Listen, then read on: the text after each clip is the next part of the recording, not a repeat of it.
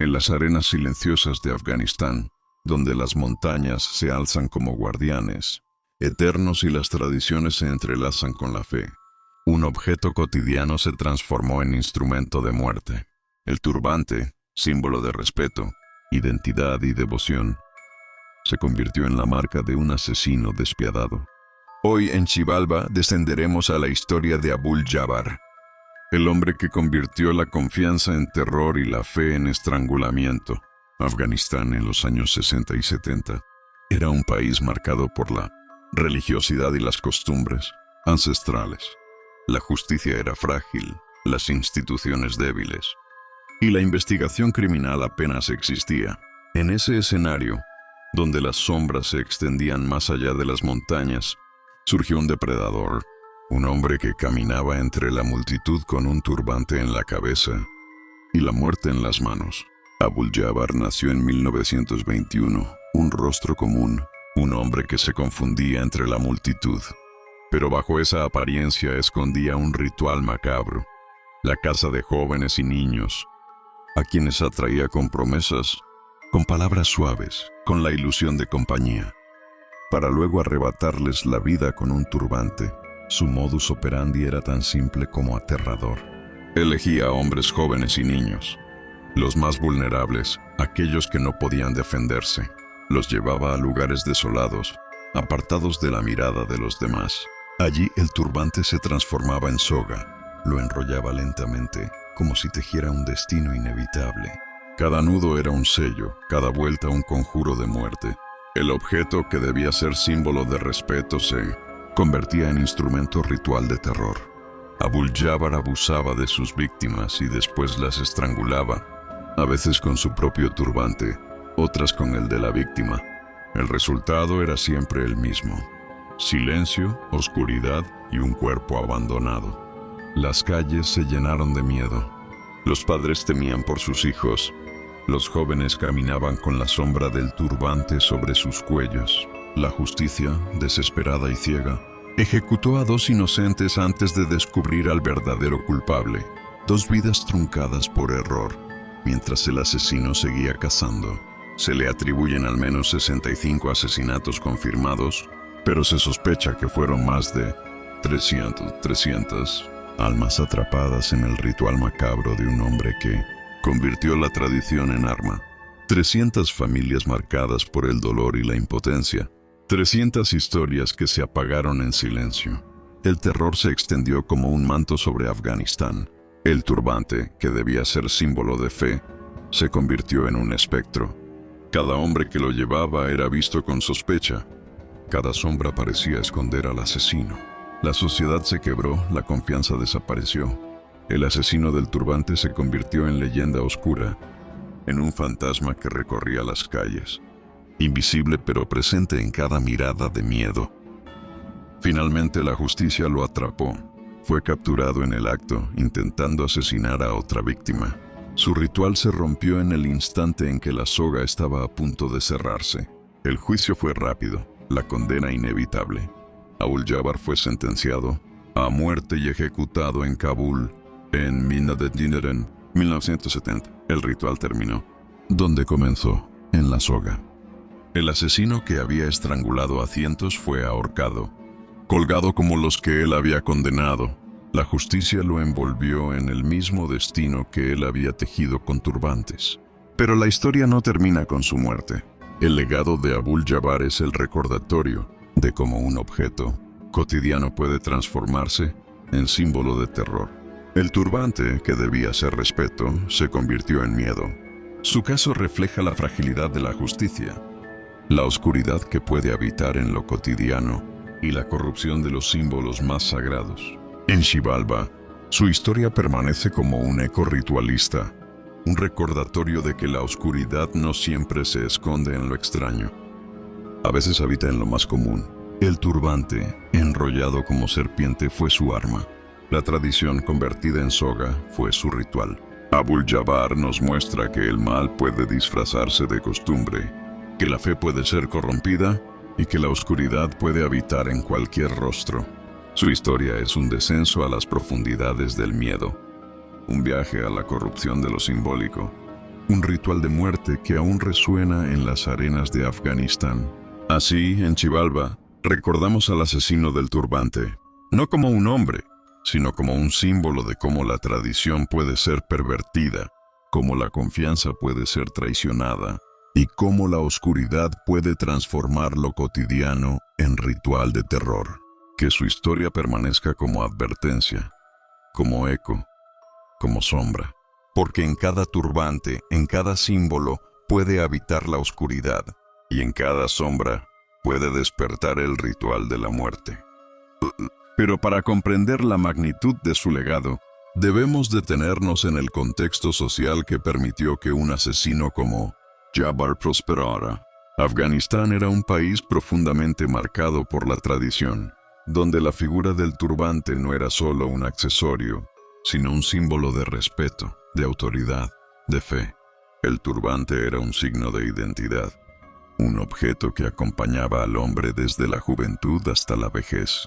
Que ese símbolo se convirtiera en instrumento de muerte fue una profanación, una corrupción de lo sagrado. Y esa profanación multiplicó el miedo, porque cada turbante que se veía en la calle podía ser el recordatorio de la soga que había arrebatado tantas vidas. Los relatos de las familias que perdieron a sus hijos hablan de un dolor indescriptible. Jóvenes que salieron de casa y nunca regresaron. Niños que fueron vistos por última vez caminando junto a un hombre de rostro común. Un hombre que no despertaba sospechas. El asesino se camuflaba en la normalidad. Y esa normalidad era su mejor arma. No era un monstruo visible. No era un extraño. Era parte de la multitud, parte de la tradición, parte de la vida cotidiana. Y esa invisibilidad lo hacía aún más aterrador. El número de víctimas, aunque oficialmente se reconocen 65, se sospecha que fue mucho mayor. Más de 300 vidas apagadas en silencio. Más de 300 rituales de muerte ejecutados con precisión. Cada estrangulamiento era un acto repetido. Un ritual que se perfeccionaba con el tiempo. El turbante se convertía en serpiente, en soga, en símbolo de poder. Y cada muerte reforzaba la leyenda del asesino del turbante. La captura de Jabbar fue un momento de alivio para la sociedad, pero también un recordatorio de la fragilidad de la justicia. Fue atrapado en el acto, intentando asesinar a otra víctima. No fue la investigación, no fue la ciencia, no fue la justicia la que lo detuvo. Fue el azar, el destino, la coincidencia. Y esa coincidencia salvó una vida y condenó al asesino. El juicio fue rápido, la condena inevitable. La ejecución fue pública, un acto de justicia ritual, un espejo de sus propios crímenes. El asesino que había estrangulado con turbantes fue colgado con una soga. El círculo se cerró, el ritual terminó. Pero la sombra de Jabbar no desapareció con su muerte. Su historia sigue siendo contada como advertencia, como eco, como sombra. El turbante, símbolo de respeto, quedó marcado por la memoria del asesino. Y cada vez que se recuerda su historia, se recuerda también la fragilidad de la justicia, la vulnerabilidad de los símbolos, la oscuridad que puede habitar en lo cotidiano. En Xibalba, su historia se convierte en ritual narrativo. Un descenso a las profundidades del miedo, un viaje a la corrupción de lo simbólico, un recordatorio de que la oscuridad no siempre se esconde en lo extraño.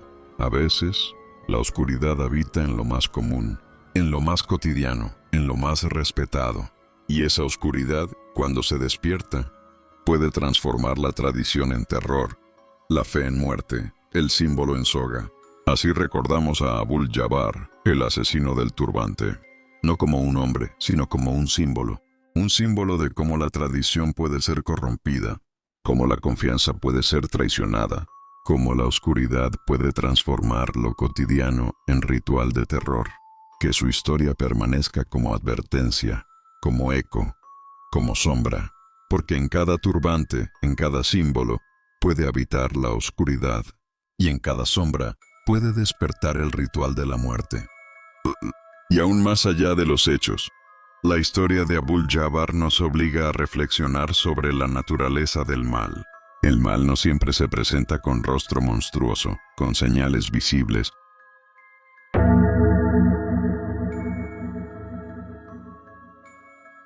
las tierras quebradas de Afganistán, donde la guerra se convirtió en costumbre y la justicia en mito, emergió una figura envuelta en sombras, Abdullah Shah. No fue un asesino común. Fue comandante, verdugo, espectro, un hombre que convirtió el crimen en ritual, la muerte en mensaje y el miedo en ley. Bajo su mando, las montañas de Paghman se tiñeron de sangre y las aldeas aprendieron a callar. Hoy en Xibalba, abrimos el umbral hacia su historia, un descenso a lo más profundo del horror humano, donde el poder se alimenta de cuerpos y la justicia llega demasiado tarde. Este no es solo un caso criminal, es un exorcismo narrativo. Bienvenidos al juicio del carnicero de Paghman. La figura de Abdullah Shah, conocido como el perro de Sardad, ocupa un lugar singular y perturbador en la historia criminal de Afganistán. Su caso no solo destaca por la brutalidad y el número de sus crímenes, sino también por el contexto social y político en el que se desarrolló, así como por las profundas controversias legales y éticas que rodearon su juicio y ejecución. Este informe explora exhaustivamente la trayectoria personal y criminal de Shah, el entorno de guerra civil que facilitó su accionar, el proceso judicial que culminó en la primera ejecución estatal tras la caída del régimen talibán y el impacto social y mediático de su figura. Asimismo, se analizan las controversias sobre su proceso, su simbolismo en la narrativa criminal afgana y su representación en los medios, integrando fuentes periodísticas, informes de derechos humanos y análisis académicos. Abdullah Shah nació en 1965 en Afganistán, aunque los detalles sobre su infancia, entorno familiar y educación permanecen en gran medida desconocidos. La escasez de información biográfica sobre sus primeros años dificulta la comprensión de los factores individuales que pudieron influir en su desarrollo y posterior conducta criminal. Sin embargo, es fundamental situar su vida en el contexto de un país marcado por décadas de conflicto, pobreza y desintegración institucional, factores que afectaron profundamente a toda una generación de afganos. Durante su juventud, Afganistán atravesaba una serie de transformaciones violentas: la invasión soviética, la resistencia mujahideen, la caída del régimen comunista y finalmente el estallido de la guerra civil tras la retirada soviética. Este entorno de inestabilidad y violencia generalizada moldeó las oportunidades y los riesgos a los que se enfrentaban los jóvenes afganos y facilitó la emergencia de figuras como Shah, que encontraron en el caos un terreno fértil para la criminalidad. La carrera de Abdullah Shah estuvo marcada por su integración en las estructuras armadas irregulares que proliferaron durante la guerra civil afgana. Shah sirvió bajo el mando de Sardad Khan, un comandante del Hezb Islami de Gulbuddin Hekmatyar, una de las facciones más poderosas y brutales del conflicto afgano entre 1990 y 1996. Su apodo, el perro de Sardad, refleja tanto su posición subordinada como la ferocidad con la que ejecutaba las órdenes de su superior. Sardad Khan controlaba la estratégica carretera entre Kabul y Jalalabad, imponiendo un régimen de terror sobre los viajeros y comerciantes. Shah, como lugarteniente de Sardad, participó activamente en los asaltos, robos y asesinatos que se cometían en esta ruta. La protección y el respaldo de Sardad y, por extensión, de Hekmatyar, proporcionaron a Shah un grado de impunidad que le permitió operar durante años sin ser detenido. Abdullah Shah es considerado uno de los asesinos en serie más notorios de Afganistán. Su actividad criminal se extendió principalmente durante la década de 1990. En el apogeo de la guerra civil, Shah fue condenado formalmente por el asesinato de más de 20 personas, aunque algunas fuentes sugieren que el número real de víctimas podría alcanzar las 40. Sus crímenes incluyeron asesinatos, robos, torturas y, en algunos casos, violencia sexual. El modus operandi de Shah se caracterizaba por la selección de víctimas vulnerables, principalmente viajeros que transitaban la carretera Kabul-Jalalabad. Aprovechando la falta de seguridad y la desprotección de los civiles, Shah y sus cómplices asaltaban los vehículos, despojaban a los pasajeros de sus pertenencias y, en muchos casos, los ejecutaban sumariamente. La motivación principal era el robo, aunque la brutalidad de los crímenes y la existencia de violencia gratuita y sadismo sugieren la presencia de factores psicológicos más complejos. En el caso de víctimas femeninas, existen testimonios que apuntan a la comisión de agresiones sexuales antes o después del asesinato, lo que añade una dimensión de violencia de género a su accionar. Además, Shah no dudó en asesinar a miembros de su propia familia. Una de sus esposas fue asesinada tras ser bañada con agua hirviendo, y una hija murió a golpes. La variedad de métodos empleados por Shah para asesinar a sus víctimas refleja tanto su brutalidad como su adaptabilidad. Entre las técnicas documentadas se encuentran los disparos a quemarropa, el uso de objetos contundentes y la tortura. En el caso de su esposa, la muerte fue causada por quemaduras con agua hirviendo. En el de su hija, por golpes repetidos contra una pared. Para ocultar los crímenes, Shah recurrió sistemáticamente a la disposición de los cuerpos en un pozo ubicado en el distrito de Paghman, a las afueras de Kabul. Este pozo funcionó como una fosa común, dificultando la identificación de las víctimas y la reconstrucción de los hechos. El hallazgo de numerosos cadáveres en este lugar fue clave para la investigación y posterior condena de Shah. El número exacto de víctimas de Abdullah Shah sigue siendo motivo de debate. El proceso judicial lo condenó por más de 20 asesinatos, pero diversas fuentes, periodísticas y testimonios sugieren que la cifra real podría ser considerablemente mayor, llegando hasta 40 personas. La mayoría de las víctimas eran viajeros, comerciantes y civiles que transitaban la carretera Kabul-Jalalabad, aunque también se incluyen miembros de su propia familia. De los cuerpos sugieren una planificación y una intención de ocultar los crímenes. Aunque la magnitud de la violencia y la frecuencia de los hechos terminaron por llamar la atención de las autoridades y la opinión pública, el descubrimiento de una fosa común en el distrito de Paghman fue un punto de inflexión en la investigación contra Shah. En este pozo se hallaron los restos de numerosas víctimas, muchas de ellas en avanzado estado de descomposición, lo que dificultó su identificación. Los análisis forenses permitieron establecer patrones de violencia y vincular los crímenes con el modus operandi de Shah. La existencia de esta fosa común no solo proporcionó pruebas materiales para el juicio, sino que también se convirtió en un símbolo del horror y la impunidad que caracterizaron la guerra civil afgana. El pozo de Paghman es recordado en la memoria colectiva como un testimonio de los crímenes cometidos durante uno de los periodos más oscuros de la historia reciente del país. La investigación sobre los crímenes de Abdullah Shah se vio obstaculizada por el contexto de caos y falta de recursos que imperaba en Afganistán durante la guerra civil y los primeros años posteriores a la caída del régimen talibán. La ausencia de una policía funcional, la intimidación de testigos y la posible protección de figuras poderosas dificultaron la recolección de pruebas y la identificación del responsable. No obstante, el hallazgo de la fosa común en 1910 en Paghman y la acumulación de denuncias permitieron a las autoridades centrar la investigación en Shah. El testimonio de sobrevivientes, incluyendo una esposa a la que intentó prender fuego, fue fundamental para su arresto y posterior procesamiento.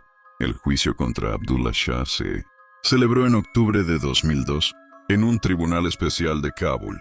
9 personas testificaron en su contra, entre ellas una esposa que sobrevivió a un intento de asesinato. Los testimonios describieron con detalle la brutalidad de Shah, su participación en los asaltos y asesinatos, y la existencia de la fosa común en Paghman. Sin embargo, el proceso judicial estuvo plagado de irregularidades. Según informes de Amnistía Internacional y la relatora especial de la ONU sobre ejecuciones extrajudiciales, El juicio no cumplió con los estándares internacionales de debido proceso. Shah no contó con un abogado defensor. El juicio se realizó en secreto y la confesión fue obtenida bajo tortura. Además, el primer juez fue destituido por aceptar un soborno y el segundo magistrado recibió presiones del Tribunal Supremo para imponer la pena de muerte. Tras la presentación de pruebas y testimonios, el tribunal condenó a Abdullah Shah a la pena de muerte. La sentencia fue firmada por el presidente interino Hamid Karzai, quien, según su portavoz, lo hizo compelido por la necesidad de asegurar justicia para las víctimas, especialmente dada la naturaleza de los crímenes cometidos. La ejecución se llevó a cabo el 20 de abril de 2004 en la prisión de Pulicharki, a las afueras de Kabul. Shah fue ejecutado mediante un disparo en la nuca, en presencia de representantes de la policía afgana, la Fiscalía General y personal médico. Esta fue la primera ejecución estatal en Afganistán desde la caída del régimen talibán en 2001, lo que le confirió un carácter altamente simbólico y controversial. La ejecución de Abdullah Shah generó un intenso debate en la sociedad afgana y en la comunidad internacional. Para muchos afganos, la condena y ejecución de Shah representaron un acto de justicia largamente esperado, especialmente para las familias de las víctimas y los habitantes de las zonas afectadas por sus crímenes. La brutalidad de los hechos y el clima de impunidad que reinó durante la guerra civil hicieron que la ejecución fuera vista, en ciertos sectores, como un símbolo de la restauración del orden y la autoridad estatal. Sin embargo, la falta de garantías procesales y las denuncias de tortura y corrupción judicial suscitaron fuertes críticas por parte de organizaciones de derechos humanos. Amnistía Internacional y la relatora especial de la ONU sobre ejecuciones extrajudiciales advirtieron que el sistema judicial afgano carecía de la capacidad para garantizar juicios justos y que la ejecución de Shah podría haber sido un intento de silenciar a un testigo clave de crímenes cometidos por otros comandantes aliados al gobierno. La controversia se agravó por la sospecha de que Shah poseía información comprometedora sobre la implicación de figuras poderosas en crímenes de guerra y violaciones a los derechos humanos.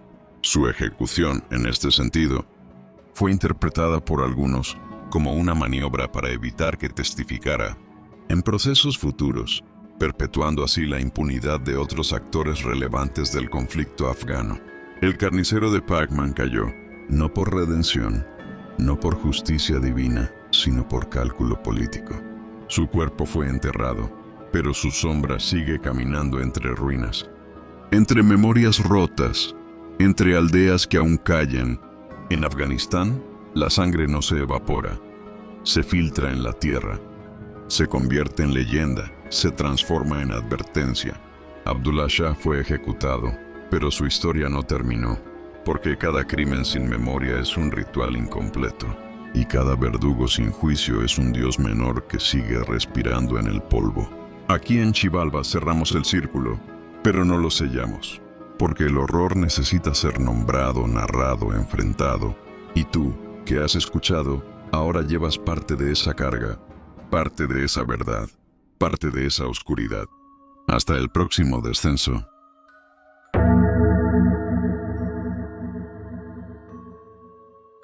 En la penumbra donde la historia susurra y los buzones guardan secretos, nació un ritual de pólvora y papel.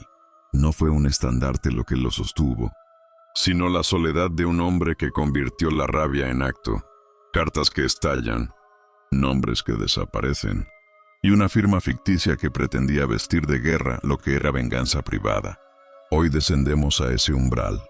Seguiremos el rastro de Franz Fuchs, sus motivos fríos, sus bombas construidas como ofrendas y las vidas que quedaron marcadas por su liturgia del odio.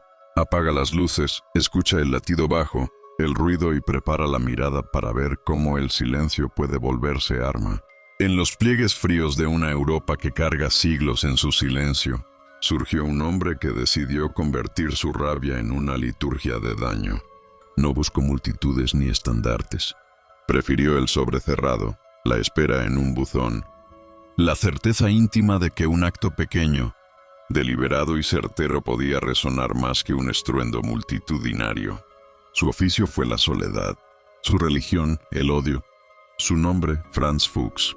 Nacido en 1949 en Graz, Austria, Fuchs creció en un entorno y en una época marcados por ecos ideológicos que no desaparecen.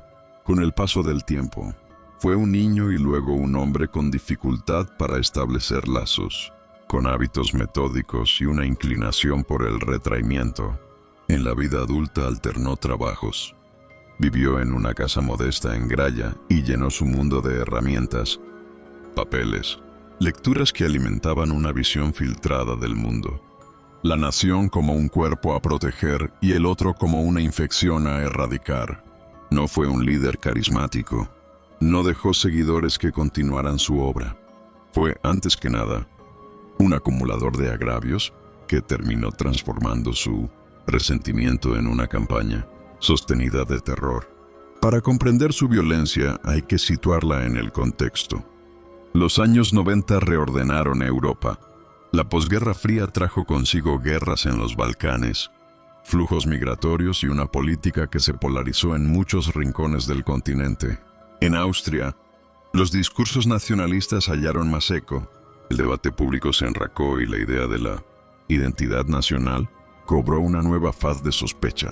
Fuchs no era producto directo de un partido ni un militante visible, pero su ideología resonaba con los ecos más duros de aquella polarización. Su respuesta no fue la militancia pública ni la agitación de masas. Fue una respuesta clandestina y letal. Cartas y paquetes como ofrendas. Pólvora y metal como instrumentos sagrados de su liturgia privada. Entre 1993 y 1997, Austria vivió una ola silenciosa de ataques que quebraron la sensación de seguridad cotidiana. Cartas que explotan al abrirlas. Paquetes que detonan cuando se manipulan. Blancos que iban desde trabajadores sociales hasta activistas, figuras políticas y personas cuya existencia representaba, a ojos del agresor, la presencia del extranjero o la promesa de una sociedad plural. El alcance no siempre fue público ni espectacular. Muchas de sus acciones impactaron vidas, concretas y familias que jamás aspiraban a aparecer en los titulares. Sus bombas eran artesanales pero meticulosamente diseñadas. Su complejidad técnica servía a una precisión intencional. Herir, mutilar, matar. Acompañando muchas de estas piezas había textos, cartas frías mecanografiadas justificatorias. En ocasiones firmó con el nombre de una entidad ficticia, la Bajuwarische Befreiungsarmee, un nombre que evoca raigambres medievales y la idea de una cruzada histórica. La invención de esta organización no fue inocente. Formaba parte del ritual. Si un acto aislado parecía una aberración, una organización evocaba una guerra secreta, una cruzada que, en su fantasía, legitimaba la violencia. Las víctimas son la verdad durísima detrás de cualquier justificación ideológica. 4 personas perdieron la vida a manos de aquel mecanismo de odio. Decenas resultaron heridas, algunas de por vida. El daño no se mide solo en estadísticas. Son manos amputadas, familias deshechas, trabajos interrumpidos, rutinas que ya no se reanudan. Uno de los episodios más resonantes fue el ataque contra Helmut Silk, exalcalde de Viena, que perdió una mano al abrir una carta dirigida a él. Ese caso condensó la aleatoriedad calculada de Fuchs. La violencia podía ser tanto política como profundamente personal, y el gesto de abrir una correspondencia ordinaria se convirtió en una trampa mortal. Para entender a quién actúa en soledad hay que mirar la psicología que se teje en silencio. Los perfiles de agresores solitarios suelen compartir elementos. Un resentimiento que se convierte en misión, la búsqueda de sentido a través del daño, la teatralidad de la acción individual. Fuchs muestra una precisión metódica, Una necesidad de significado que transforma cada bomba en una declaración, cada sobre en un altar. Inventar una organización fue un gesto simbólico. No bastaba con infligir daño. Había que darle escritura, nombre y tradición falsificada. El terror tenía que hablar de una historia mayor, aunque esa historia fuera una fábula sustentada en rencores personales. La persecución de un terrorista solitario exige paciencia y la suma de pequeños aciertos. La investigación que siguió a la cadena de explosiones fue larga. Análisis forense, rastreos de correspondencia, coteos de materiales y una paciente labor de detective que ensambló patrones donde al principio solo había miedo disperso. Buscar a un hombre que actuaba desde su casa implicó seguir huellas minúsculas, restos en papel, coincidencias en proveedores, trazas en envases. La meticulosidad policial terminó confrontando la meticulosidad del agresor. No hubo un único gran fallo. Hubo una acumulación de errores y coincidencias que, unidas, quebraron su impunidad.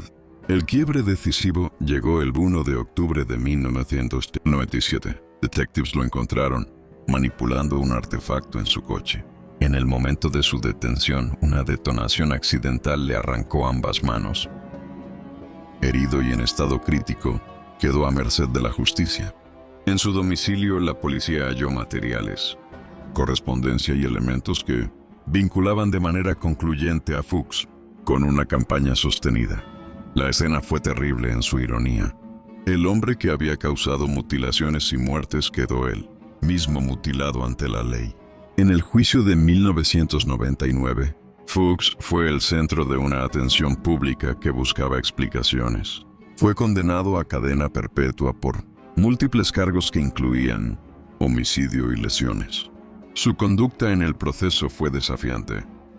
Mantuvo negaciones, habló de conspiraciones y no ofreció un arrepentimiento que pudiera acercarse al dolor que había causado.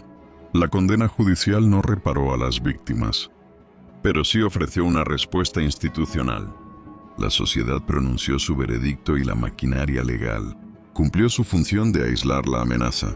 En febrero del año 2000, Franz Fuchs fue hallado muerto en su celda.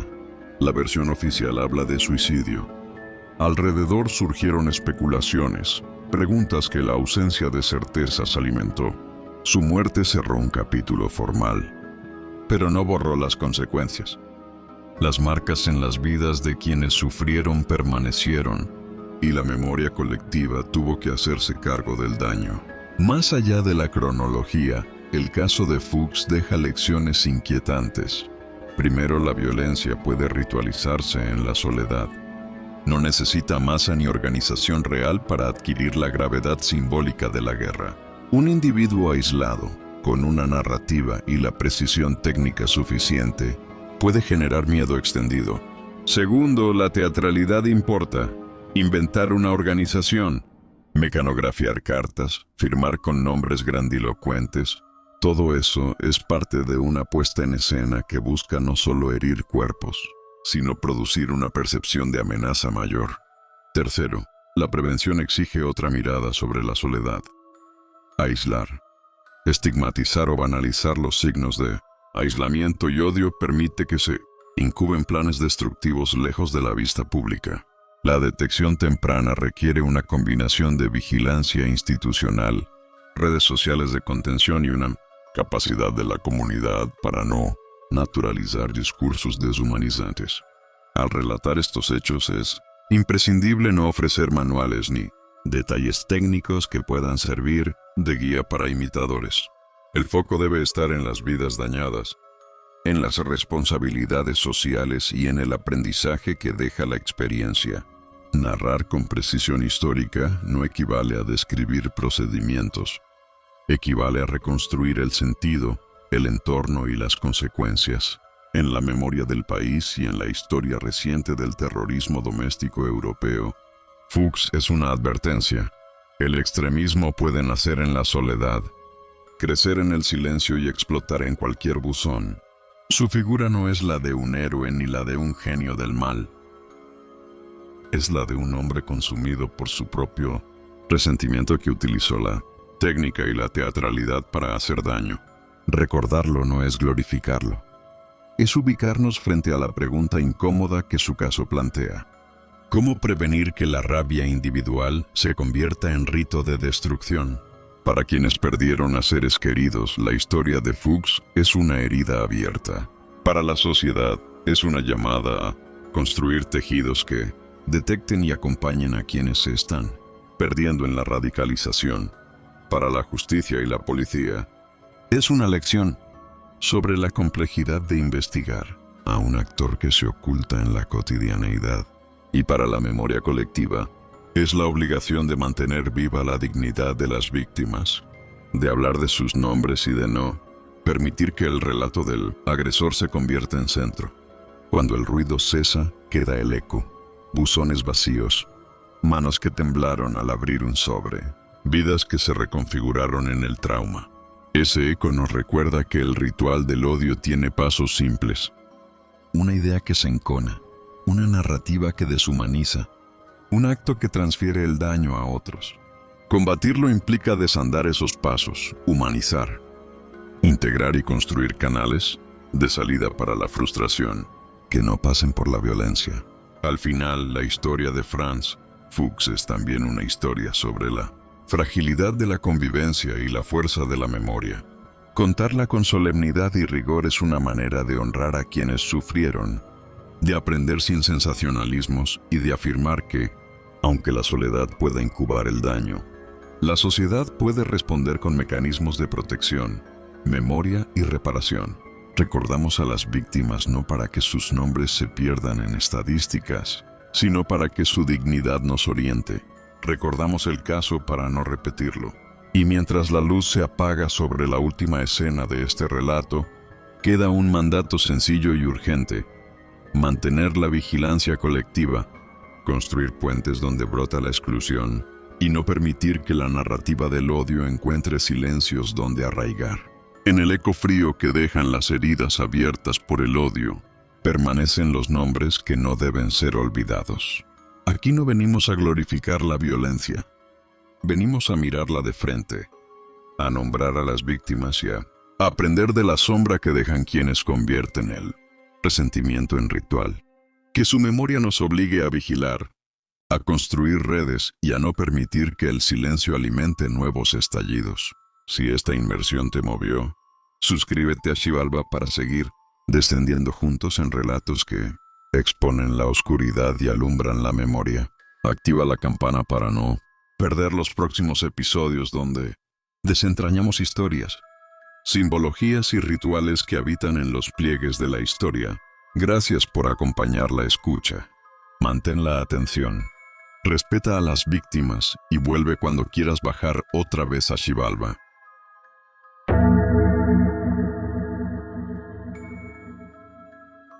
La isla guarda sus secretos bajo el rumor de las olas.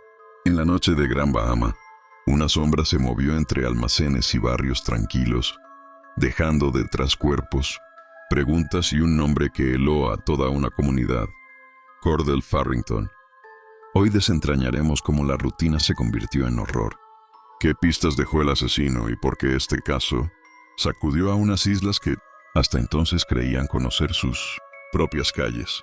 El caso de Cordell Farrington, conocido como la Bestia de Bahamas, constituye uno de los episodios criminales más estremecedores en la historia reciente del Caribe. Entre 2002 y 2003, Farrington perpetró una serie de crímenes que incluyeron el asesinato de 4 niños y su amante adulto, conmocionando a la sociedad bahameña y generando un intenso debate sobre la salud mental, la justicia penal y la protección de la infancia en la región. Este informe aborda en profundidad la biografía del asesino, su perfil psicológico, las características de sus víctimas, el modus operandi, la cronología de los hechos, el proceso judicial, la condena, las repercusiones sociales y la cobertura mediática, así como los debates y cambios legislativos derivados del caso. La investigación se apoya en fuentes judiciales, periodísticas y académicas, y busca ofrecer una visión integral y analítica de un caso que sigue resonando en la memoria colectiva de las Bahamas y más allá. Cordell Farrington nació en 1968 en Nassau, la capital de las Bahamas. Su infancia estuvo marcada por la adversidad y el sufrimiento. Según sus propias declaraciones y testimonios, recogidos durante el proceso judicial, fue víctima de abusos físicos y emocionales en el seno familiar. Esta experiencia traumática, aunque difícil de verificar en todos sus detalles, fue considerada relevante por los expertos que evaluaron su estado mental durante el juicio. Durante su adolescencia, Farrington cayó en la adicción al crack, una problemática que afectó gravemente su desarrollo personal y social. No obstante, logró rehabilitarse tras varios intentos y, en su vida adulta, intentó integrarse en la sociedad desempeñando diversos trabajos. Entre sus ocupaciones se cuentan empleos como guardia de seguridad y, poco antes de su detención, como dependiente en una ferretería de Freeport, en la isla de Gran Bahama. En ambos puestos, sus superiores y compañeros lo describieron como un empleado responsable y aparentemente normal, lo que evidencia su capacidad para ocultar su verdadera personalidad. Farrington también exploró caminos espirituales, llegando a formarse como sacerdote, aunque no ejerció de manera formal.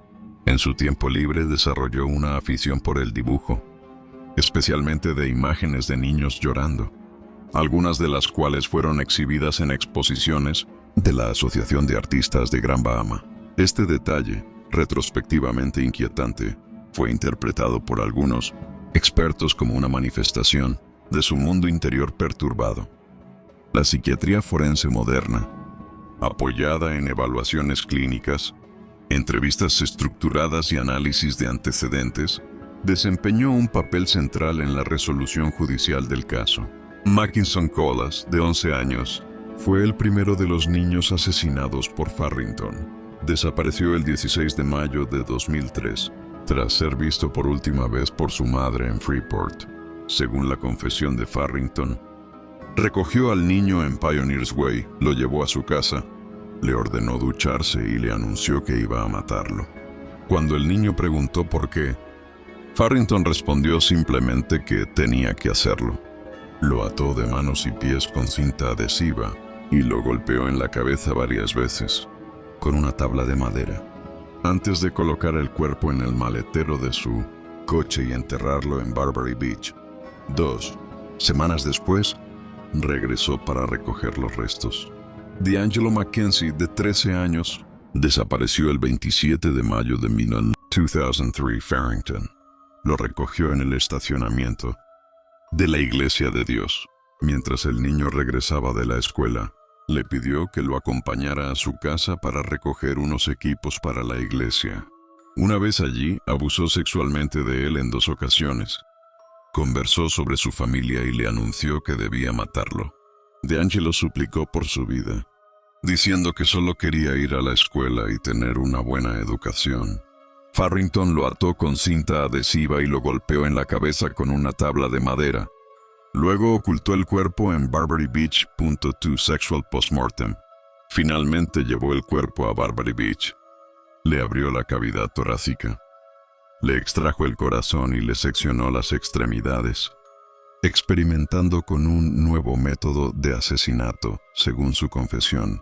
Jake Grant, de 12 años, desapareció el 9 de mayo de 2003, una semana antes que Mackinson Colas. Aunque inicialmente se sospechó que su caso estaba relacionado con los otros niños, la policía determinó que su desaparición fue un hecho separado. 4 menores fueron acusados de homicidio involuntario en relación con la desaparición de Grant, pero los cargos fueron retirados y el caso sigue sin resolverse. El cuerpo de Grant nunca fue hallado. Jamal Robbins, de 22 años, fue el primer adulto asesinado por Farrington. Ambos se conocieron en el Sandilands Rehabilitation Center, donde recibían tratamiento por adicción a las drogas. Tras salir del centro, mantuvieron una relación sentimental y sexual. Según la confesión de Farrington, la relación se deterioró cuando Robbins recayó en el consumo de drogas y comenzó a robarle. Una noche, tras una discusión, Farrington lo golpeó en la cabeza con una barra de hierro mientras Robbins dormía. Lo envolvió en una manta y con la ayuda de un ex amante, desechó el cuerpo en una zona boscosa. Posteriormente, recogió los huesos y los guardó en cajas numeradas en su casa. El modus operandi de Cordell Farrington revela una combinación de planificación, brutalidad y evolución en la técnica criminal. En todos los casos, seleccionó víctimas vulnerables, niños y un joven adulto, a quienes abordó en espacios públicos, ganándose su confianza mediante engaños o promesas de ayuda. La mayoría de los niños eran conocidos en la comunidad, trabajaban como empacadores en supermercados y frecuentaban los mismos lugares de ocio, lo que facilitó su identificación y seguimiento por parte del asesino. El patrón de los crímenes incluía el traslado de las víctimas a su domicilio, donde las sometía a abuso sexual en algunos casos. Las ataba con cinta adhesiva y procedía a asesinarlas mediante golpes en la cabeza con una tabla de madera o, en el caso de Junior Reme y Desmond Rolle, mediante apuñalamiento o degüello. Posteriormente, ocultaba los cuerpos en Barbary Beach, una zona remota de la isla, y en ocasiones regresaba semanas después para recoger los restos y almacenarlos en cajas en su casa. La evolución del modus operandi es evidente en el aumento de la violencia y la experimentación con nuevas formas de asesinato, como la mutilación post-mortem de Desmond Rolle. Esta progresión es consistente con la teoría criminológica de que los asesinos seriales perfeccionan o modifican sus métodos a medida que adquieren experiencia, aunque también pueden cometer errores bajo presión policial o por deterioro personal. El uso de herramientas simples y la selección de lugares apartados para el ocultamiento de los cuerpos denotan una combinación de improvisación y cálculo. La conservación de los restos en cajas numeradas sugiere una necesidad de control y posesión sobre las víctimas, un rasgo común en ciertos perfiles de asesinos seriales. La presión social y mediática sobre la policía de las Bahamas fue enorme durante los meses en que se reportaron las desapariciones. Las familias de las víctimas y la opinión pública exigían resultados, y la policía local llegó a solicitar la colaboración de Scotland Yard y el FBI, aunque finalmente no fue necesaria su intervención directa. El 26 de octubre de 2003, Cordell Farrington se presentó voluntariamente en la comisaría central de la policía en Gran Bahama. Según su propia declaración, estaba cansado de matar y no podía soportar más la carga de sus actos.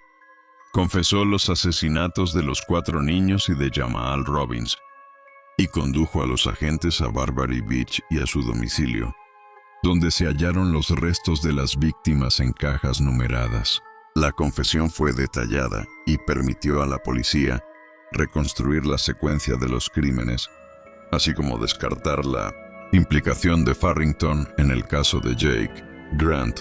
La entrega voluntaria y la colaboración con las autoridades fueron consideradas atenuantes en el proceso judicial, aunque no eximieron a Farrington de la máxima pena prevista por la ley. Tras su detención, Farrington fue acusado formalmente de 5 asesinatos: los de Jamal Robbins, Mackensen Colas, D'Angelo Mackenzie, Junior Reme y Desmond Rolle. El proceso judicial se desarrolló en un clima de gran expectación pública y mediática, con la presencia de familiares de las víctimas y una cobertura constante de los medios, locales e internacionales. Durante el juicio, la fiscalía presentó pruebas contundentes, incluyendo la confesión del acusado, los restos hallados en su domicilio y en Barbary Beach, y testimonios de testigos y familiares. La defensa, por su parte, centró su estrategia en la salud mental de Farrington, aportando informes psiquiátricos que acreditaban la existencia de trastornos graves de la personalidad y una parafilia pedofílica.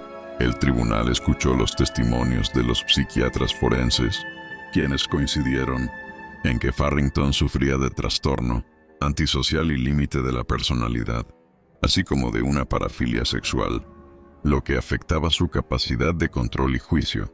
Aunque no lo eximía completamente de responsabilidad penal, la defensa argumentó que estos trastornos, sumados al historial de abuso infantil y adicción, debían ser considerados como circunstancias atenuantes. En agosto de 2006, Farrington fue declarado culpable del asesinato de Jamal Robbins y condenado a muerte, mientras que por los asesinatos de los niños recibió 4 cadenas perpetuas. Sin embargo, la sentencia fue objeto de apelación y revisión en los años siguientes. La defensa de Farrington interpuso una apelación argumentando que, debido a sus trastornos mentales, su responsabilidad penal estaba disminuida y, por tanto, la condena por asesinato debía ser sustituida por homicidio involuntario.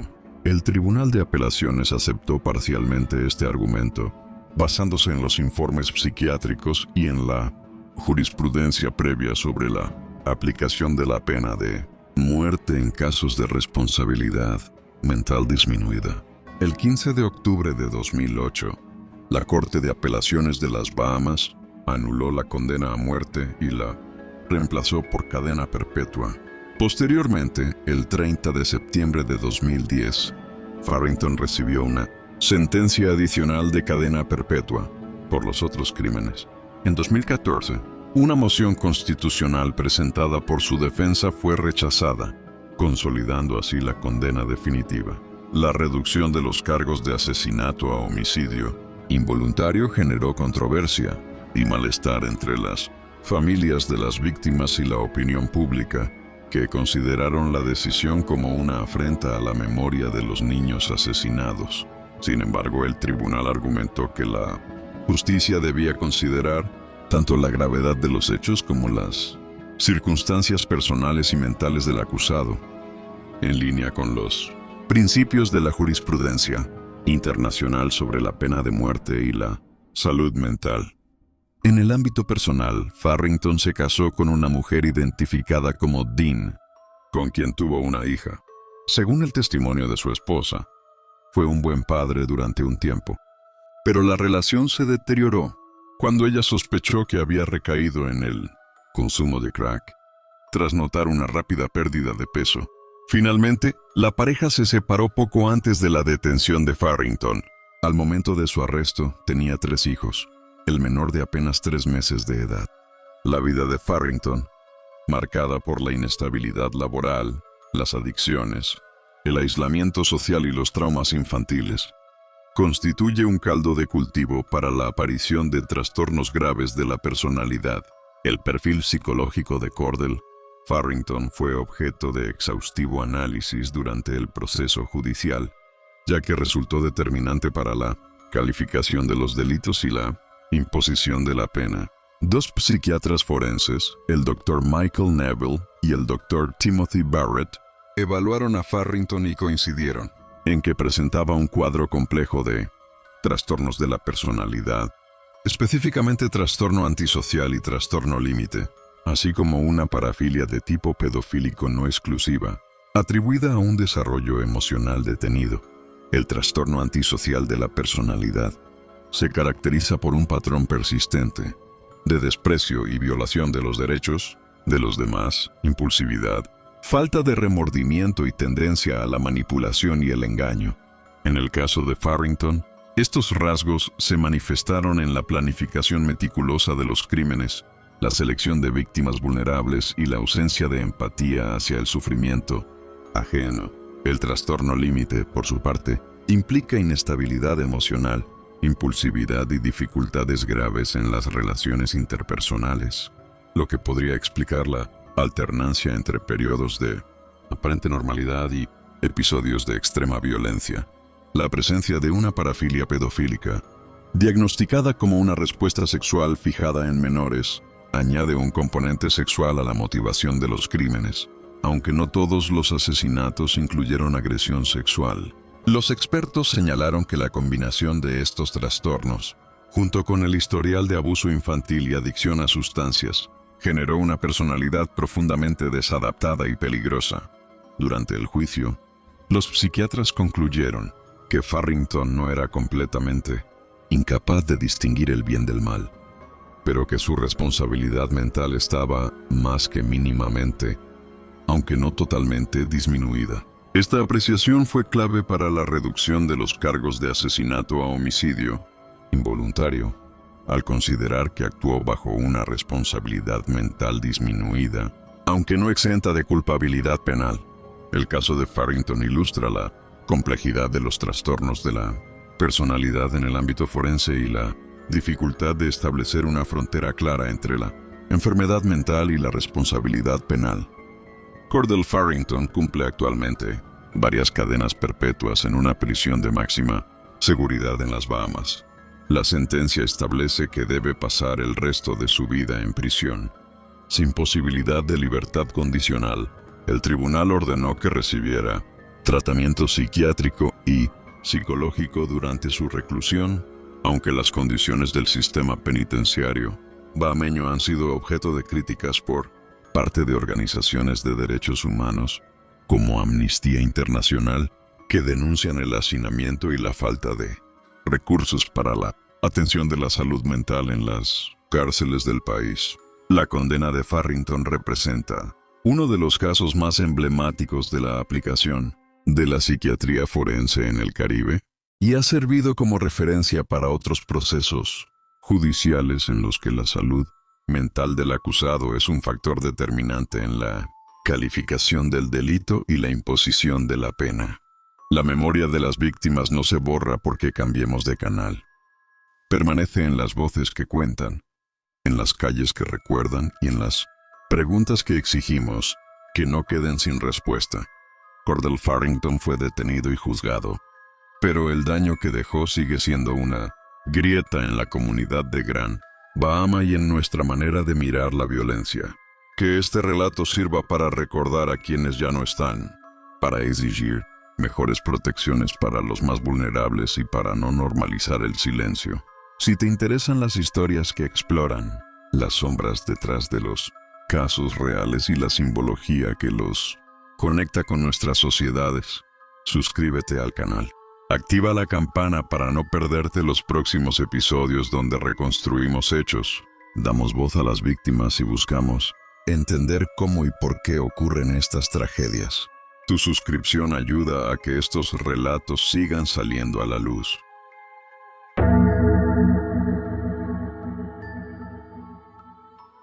En la mitad de la Europa que intentaba recomponerse, la soledad hablaba en hojas impresas y promesas firmadas con tinta temblorosa. Maximilian Gufler aprendió ese idioma, leyó desamparos, contestó con ofertas de calor y construyó una máscara de marido posible. Detrás de su palabra se abrió una trampa tan sencilla como inevitable. Un lecho, una casa, la confianza entregada, que tenía la apariencia de salvación y el pulso de una sentencia.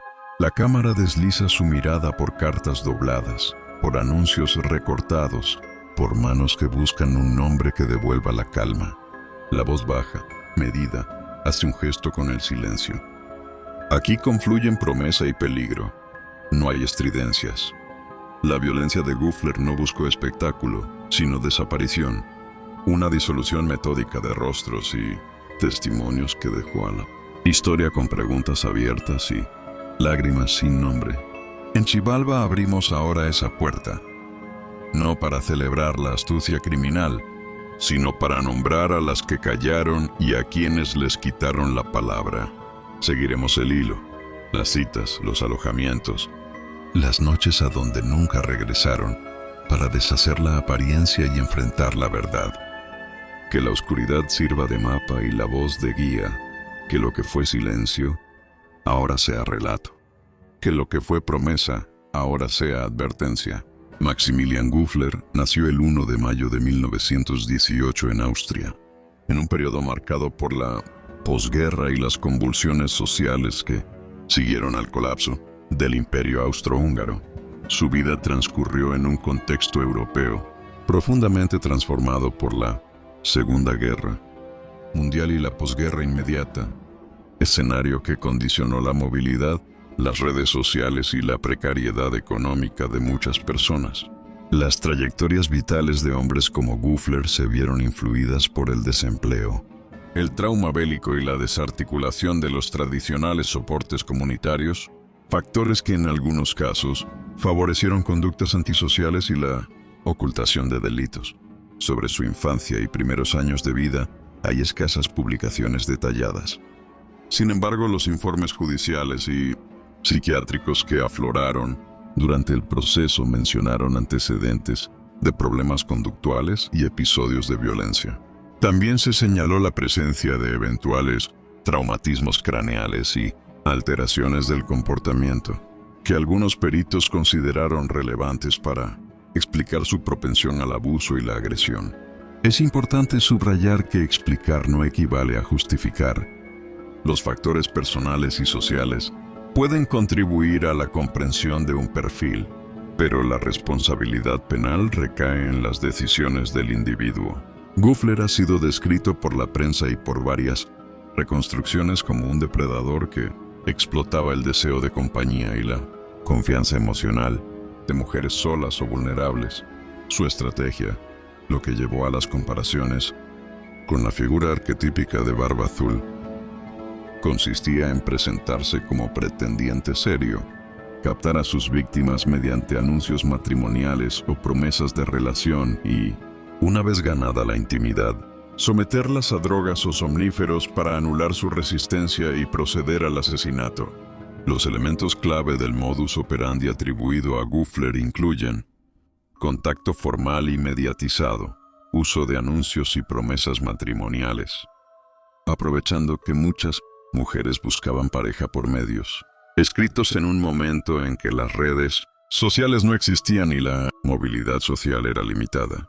Aislamiento de la víctima, trasladarlas a su domicilio o a alojamientos apartados donde la víctima quedaba a solas con el agresor. Uso de somníferos o medicación, administración de sustancias para inducir sueño o inmovilización, reduciendo la posibilidad de lucha y rastro físico inmediato. Ocultamiento del cuerpo y manipulación de la escena. Esfuerzos deliberados para que las víctimas no fuesen encontradas o para complicar la imputación directa, lo que en algunos casos convirtió a Gufler en sospechoso de más muertes de las que pudieron probarse en juicio. Adaptabilidad y cálculo.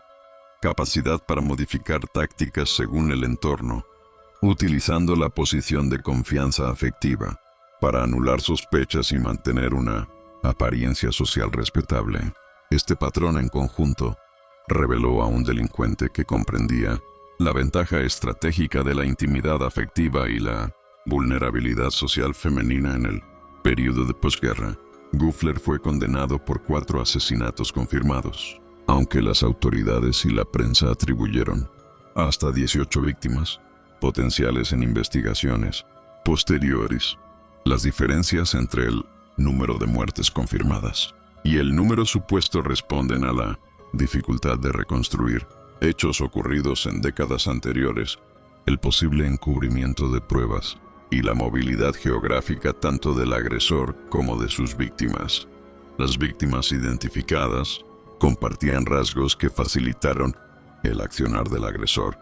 En muchos casos eran mujeres solteras o recientemente separadas, con necesidad de compañía o de estabilizar su situación personal.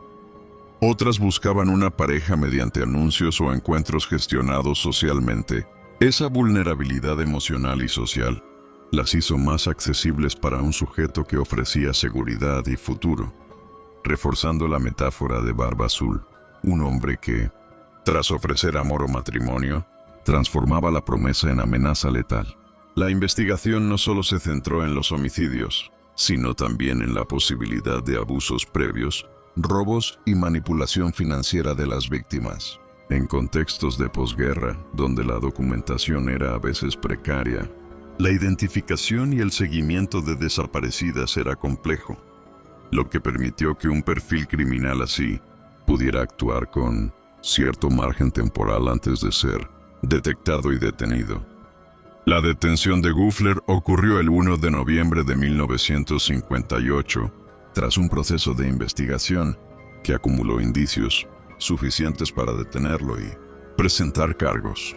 El trabajo policial combinó testimonios de sobrevivientes o allegados, pistas sobre el modus operandi y pruebas materiales que pudieron relacionarlo con algunas víctimas.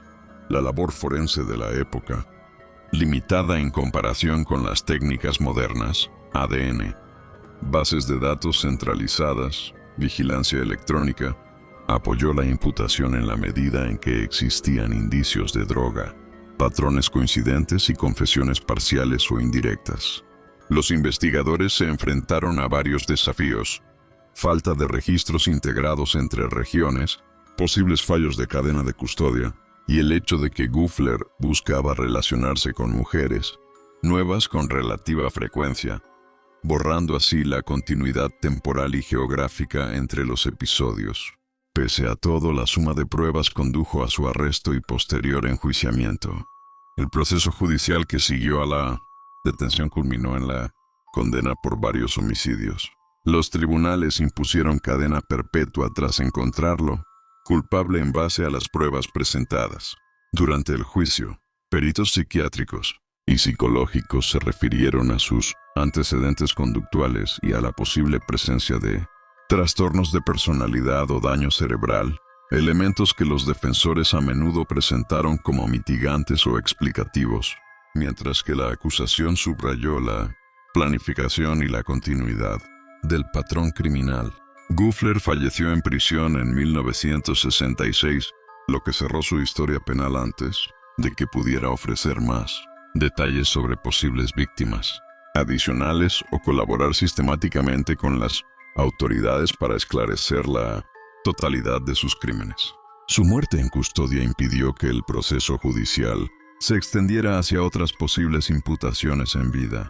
Las reconstrucciones sobre la psicología de Gufler lo presentan como un criminal, con rasgos dominantes de manipulación y falta de empatía, típico de perfiles que combinan conductas narcisistas con rasgos antisociales.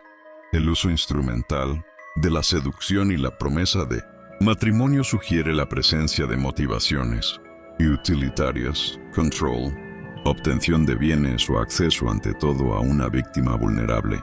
Los peritos que analizaron el caso señalaron varios elementos: habilidad para modular el comportamiento social y proyectar normalidad, capacidad para detectar y aprovechar vulnerabilidades emocionales, posible consumo de sustancias o presencia de daños neurológicos que afectaron el control de impulsos, ausencia de arrepentimiento expresado públicamente, postura de autocuidado y negación en instancias procesales. En términos criminológicos, Gufler encaja en la categoría de asesino serial que opera sobre vínculos íntimos, una variante que representa un riesgo particular porque la máscara social, el pretendiente, el proveedor, facilita el acceso repetido a víctimas sin levantar sospechas inmediatas. El caso de Gufler despertó una mezcla de horror y fascinación pública. Por un lado, la comunidad reaccionó con indignación ante la traición afectiva y la vulnerabilidad explotada. Por otro, los medios comenzaron a forjar una narrativa sensacionalista que comparó al criminal con Barba Azul, figura folclórica asociada al hombre que asesina a sus esposas. Esa analogía, aunque útil para transmitir la crudeza del delito, también simplificó y melodramatizó la complejidad del caso. Además, el suceso puso en evidencia carencias institucionales, escasa coordinación entre registros civiles y policiales, limitaciones de la investigación forense y la necesidad de protección social para personas solas o en situación de precariedad afectiva. En contextos europeos de posguerra, estas lecciones fueron relevantes para revisar procedimientos de denuncia, seguimiento de desaparecidos y apoyo a víctimas potenciales. A nivel cultural, el caso alimentó debates sobre la representación de la mujer como víctima y la responsabilidad social en la prevención de abusos. Las dramatizaciones y artículos que siguieron al juicio contribuyeron también a fijar un imaginario temible sobre la figura del falso amante y la falsa promesa matrimonial. Aunque Gufler no alcanzó la celebridad mediática de otros asesinos en Europa, su caso permaneció en la memoria criminalística austríaca y en artículos que analizan crímenes de posguerra. La etiqueta Barba Azul volvió a aparecer en 1960, reseñas y documentales que exploran el abuso de la confianza romántica como técnica del homicida. Su caso también es citado en estudios comparativos sobre femicidios y homicidios íntimos en sociedades de la Europa central del siglo XX.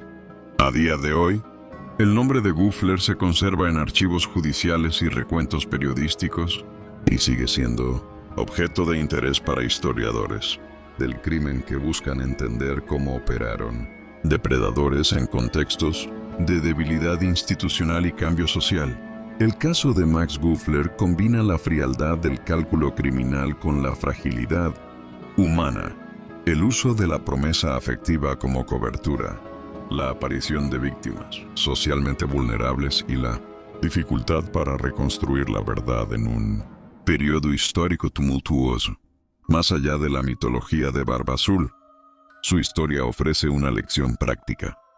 Cuando la confianza se transforma en arma, las instituciones, la sociedad y los individuos deben responder con prevención, mejores herramientas forenses y redes de protección que impidan que la soledad sea aprovechada por quienes buscan infligir daño. La luz se apaga sobre las cartas, las habitaciones cerradas y los nombres que no volvieron a pronunciarse. Queda el eco de lo que fue confianza y la estela fría de quien la convirtió en arma. Recordar no es alimentar la oscuridad, es darle voz a las que fueron silenciadas y aprender a reconocer las señales antes de que la promesa sea condena. Nosotros en Xibalba buscamos nombrar lo que otros ocultan.